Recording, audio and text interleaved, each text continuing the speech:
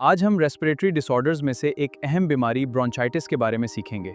ये बीमारी हमारी रेस्पिरेटरी सिस्टम को मुतासिर करती है और सांस लेने में मुश्किलात पैदा कर सकती है। रेस्पिरेटरी डिसऑर्डर्स में ब्रोंकाइटिस, एम्फिजीमा, पन्यूमोनिया, एस्थमा और लंग कैंसर शामिल हैं। इन बीमारियों में हर एक हमारे रेस्पिरेटरी सिस्टम को मुख्तलिफ अंदाज से मुतासिर करती है। ब्रोंकाइटिस दरअसल ब्रोंकाई और ब्रोंक्यूल्स की इन्फ्लामेशन है। जब इन हवा की नालियों में सोजिश पैदा होती है तो हवा का गुजरना मुश्किल हो जाता है। ब्रोंकाइटिस की सबसे आम वजह आलूदा हवा और स्मोक है। इसके अलावा बैक्टीरियल इन्फेक्शंस और वायरल इन्फेक्शन भी इस बीमारी का सबब बन सकते हैं।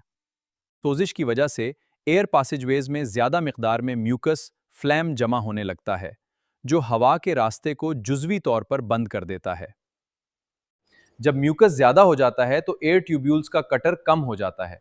इस वजह से ब्रीदिंग मुतासिर होती है और मरीज को सांस लेने में दुश्वारी महसूस होती है। ब्रोंचाइटिस की आम अलामात में कॉफ, फीवर, चिल्स और शॉर्टनेस ऑफ ब्रेथ शामिल हैं। ये अलामात वक्त के साथ शदीद भी हो सकती हैं। ब्रोंचाइटिस की दो अहम अक़साम्स हैं, अक्यूट ब्रोंचाइटिस और क्रॉनिक ब्रोंचाइटिस। दोनों की मुद्दत और जिस्म पर असरात एक दूसरे से मुख्तलिफ होते हैं।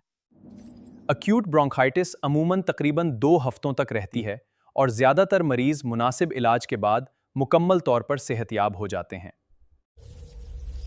इसके बरक्स क्रॉनिक ब्रोंकाइटिस 3 माह से 2 साल तक रह सकती है और ये रेस्पिरेटरी पैसेजवेज को मुस्तकिल नुकसान पहुंचा सकती है।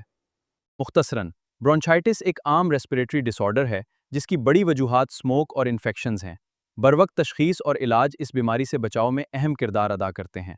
अगर आपको ये 3D बायोलॉजी लेक्चर पसंद आया हो तो वीडियो को लाइक करें, अपने दोस्तों के साथ शेयर करें और मज़ीद 3D एनिमेटेड बायोलॉजी लेक्चर्स के लिए मिस्टर ज़ूलॉजिस्ट को ज़रूर सब्सक्राइब करें। अस्सलाम वालेकुम।